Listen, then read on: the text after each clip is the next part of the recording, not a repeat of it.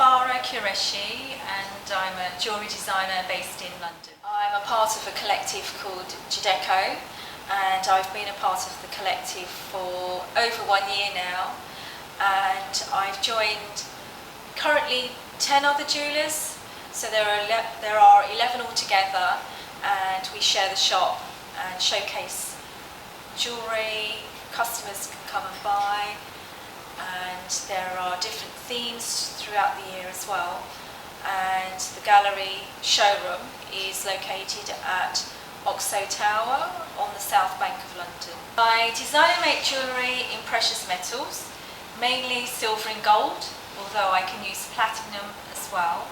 I use different coloured golds, so white gold, yellow gold. I can use rose gold as well, and I use ethical materials. One of my collections is called the Lady L collection, and it's based around an exhibition called The Age of Elegance, which was shown at the Guildhall Art Gallery. The brief was to design some pieces of jewellery based around a painting of a lady called Lady Lavery, who was a socialite in the 1930s. I looked at the painting, and she was wearing a beautiful dress within the painting, and I took influence from the colours of the dress and created a collection with pale pink stones and grey pearls in keeping with the colours of the painting. I've been making jewellery since I took a short course when I was a teenager, and I've been making jewellery ever since. I've also taught jewellery making for 15 years as well. And over the last few years, I've been pursuing my jewellery full-time as a business. When I first started making jewellery, I used to use many different materials. So I would use paper and resin and car spray and many different things, found objects as well.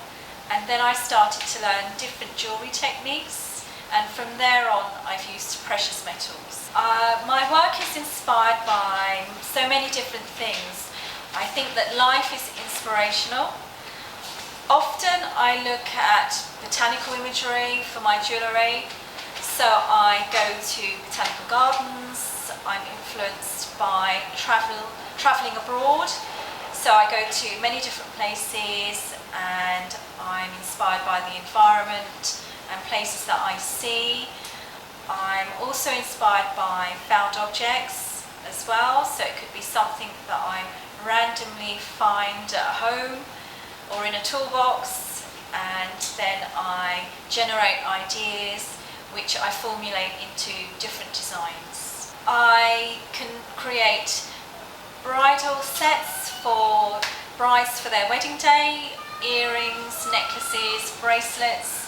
These can be custom made in silver or gold, platinum as well, or they can be adapted from ranges of jewellery that I already have, and they could be customised to suit the wedding dresses to be worn on the day.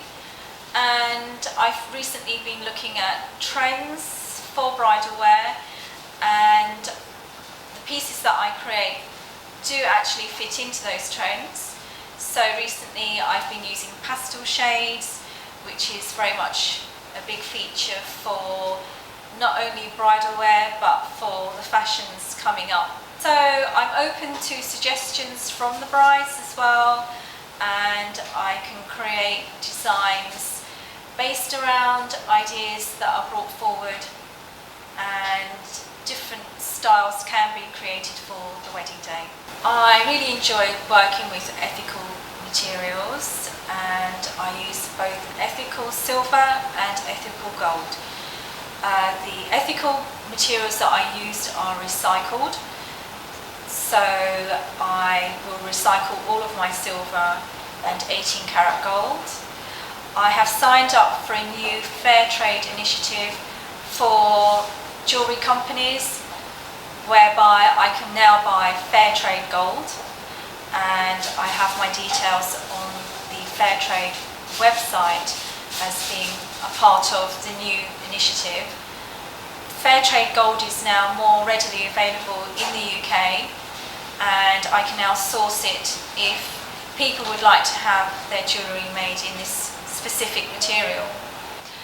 It's always good to come in for a ring fitting when people want to buy their engagement rings and wedding rings as well.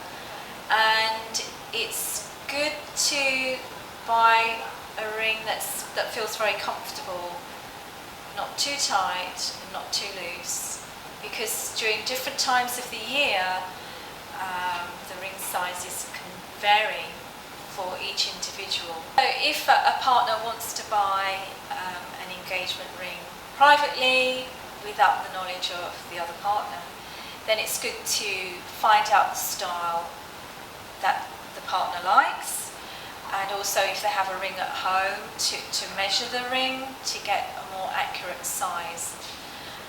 And often engagement rings these days are not so traditional, so people can buy traditional rings, of course, but there are so many different designs out there that are amazing and beautiful and contemporary. There's lots of choice, and different stones can be used as well, so you can choose your favourite stones, and diamonds can be incorporated into the engagement rings, as they are very, very popular. Coloured diamonds are also very popular as well, and engagement rings can be made in different materials, so they can be made in silver or gold or platinum, so there's a great variety out there, and it's best to go with what you like and the colours that you like within the stones as well. Your favourite stones can also have a bearing on the ultimate design.